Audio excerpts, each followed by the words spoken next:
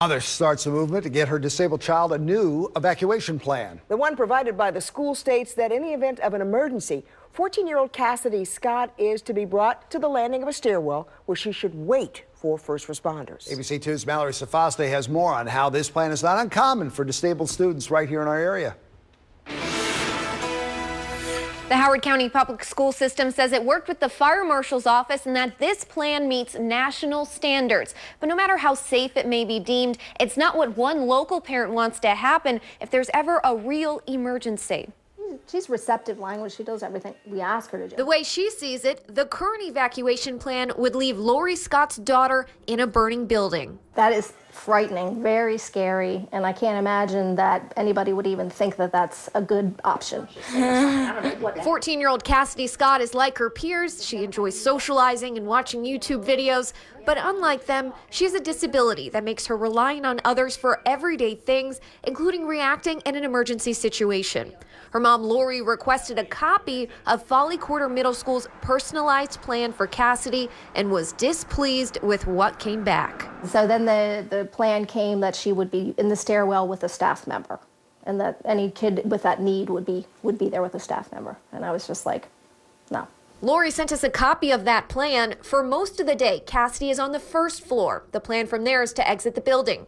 But for her 2 classes on the second floor, Cassidy is to be taken to stairwell 1, 2, or 4, where she and a school staff member would wait until Howard County Department of Fire and Rescue Services arrives. Meanwhile, her other peers would continue to evacuate. You're stuck in a chair and no way to get out. And all you do is seeing people go down the stairs, down the stairs, down the stairs. It's true the stairwell would be one of the most stable places in the building, but as many would assume, the safest place is never in a burning building. That should be the option of very last resort.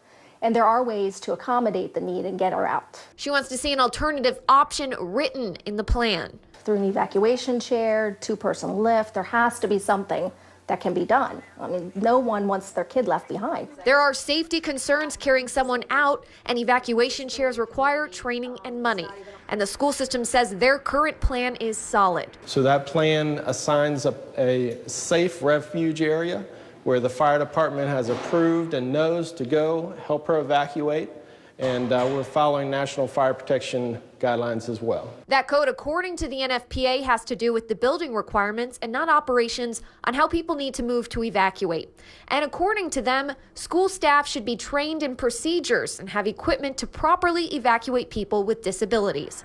We also reached out to the Howard County Fire Department, who directed our questions back to the school system. We'll continue to listen, work with the parent, and if we need to make changes to make it even better, and we're able to do that, we will. A promise Lori Scott hopes they follow through on. Her daughter's safety depends on it. When you drop your child off at school, you expect them to be safe. We shouldn't even be talking about this because common sense should tell you to not leave a person behind.